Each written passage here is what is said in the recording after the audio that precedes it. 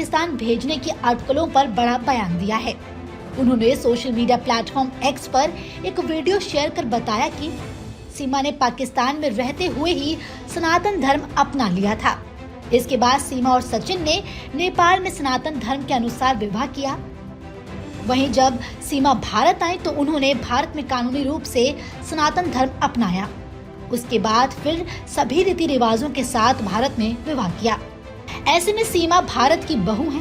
इसी के साथ वकील एपी सिंह ने क्या कुछ कहा, आइए आपको सुनवाते हैं। सीमा जब पाकिस्तान में थी, उसका तलाक हुआ, उसके बाद वो अपने पिता के यहाँ आई।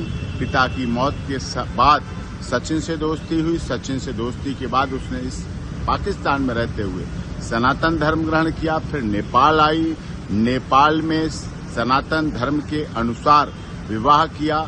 विवाह के बाद फिर पाकिस्तान गई, बच्चों को लेके नेपाल के रास्ते भारत आई। भारत में आकर फिर लीगली कन्वर्जन किया, हिंदू धर्म ग्रहण किया, जिसका हिंदू धर्म लीगल कन्वर्जन सर्टिफिकेट के आधार पर। उसके बाद पूरे रीति रिवाज परंपरा के साथ सप्तपदी फेरों के साथ विवाह हुआ। दूसरे वर्ष में जब उसने प्रवेश किया, विवाह के बाद से गर्भधारण हुआ भारत में। गर्भाधान के बाद बेटी का जन्म हुआ, जिसका सब देश की दुनिया की सहमति से भारती मीना नाम रखा गया। वकील एपी सिंह ने इसी के साथ आगे बताया कि सीमा की याचिका राष्ट्रपति भवन में लंबित है। सीमा के सारे ओरिजिनल डॉक्यूमेंट्स जो सीमा पाकिस्तान से अपने साथ लाई थी, वो भी एटीएस के पास हैं, जिनकी जांच की जा रही है। सारी प्रक्रिया एटीएस लगातार पहले से अब में और कर रही। एटीएस जांच एजेंसी सारी कर रही है। पुलिस की निगरानी अब भी पहले भी शुरू से अब तक है। उत्तर प्रदेश पुलिस माननीय न्यायालय के आदेश पर सीमा सचिन मीना के घर, अपने पति के घर ससुराल में रह रही है, जो कि भारत में जन्म लिया, भारत का रहने वाला भारतीय है। देश के महामहिम राष्ट्रपति जी के यहाँ उसकी याचिका लंबित है। सारे ओरिजिनल डॉक्यूमेंट जो पाकिस्तान से लाई थी सब सीमा के एटीएस के पास हैं, जांच कर रही है। सीमा अपने ससुराल और अस्पताल के अलावा आज तक कहीं नहीं गई। पिछले दिनों जब से ये पहलगाम घटना हुई, उससे भी एक दिन पहले उसके तीसरी नंबर की बेटी को वायरल फीवर की वजह से डेंगू हुआ। डेंगू में प्लेटलेट्स बहुत डाउन हुए। अभी भी वो बेटी के लिए दोनों पति पत्नी परिवार के साथ हॉस्पिटल में है, इलाज चल रहा है लगातार।